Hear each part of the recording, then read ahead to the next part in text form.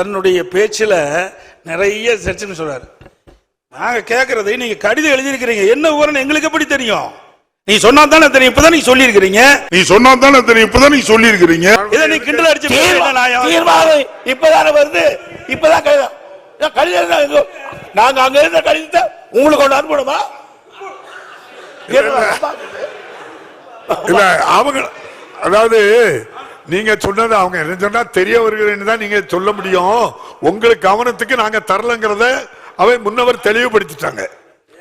எங்களை பேச விடுங்க பேரவைத் தலைவர்களே, பேரவைத் தலைவர்களே, தாங்கள் எழுதிய கடிதம் எங்களுக்கு எப்படி தெரியும்? நீங்கள் அதை வெளியிட்டு எங்களுக்கு தெரியும். அதான் தெரிய வருகிறது நான் சொல்றேன். தெரிய வரி சொல்ல விளக்கம் நீங்க சொல்லி இருக்கிறீங்க. அதைத்தான் அவங்க பதிவு பண்ணாங்க. நீங்க இப்படித்தான் எழுத முடியும்னு சொன்னாங்க.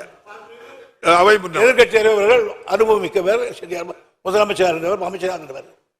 நீங்க முதலமைச்சராக இருக்கும்போது மத்திய சர்க்காருக்கு எத்தனையோ கடிதங்கள் எழுதினீங்க. அதுல ஒன்னாவது எங்களுக்கு கொடுத்துருக்கீங்களா? இன்னைக்கு சார் அரசு சார் ஒரு அரசு இன்னொரு அரசு சீஃப் மினிஸ்டர் பிரைம் மினிஸ்டர் எழுதுறார், அது உங்களுக்கு அனுப்பணுமா? என்ன சார் நியாயமா இருக்கு? நீங்க ஒண்ணு கேட்கற சார், இது ஆதரிக்கிறீங்களா எதிர்க்கிறீங்களா சொல்லி விடுங்க சார், முடிச்சுடலாம்.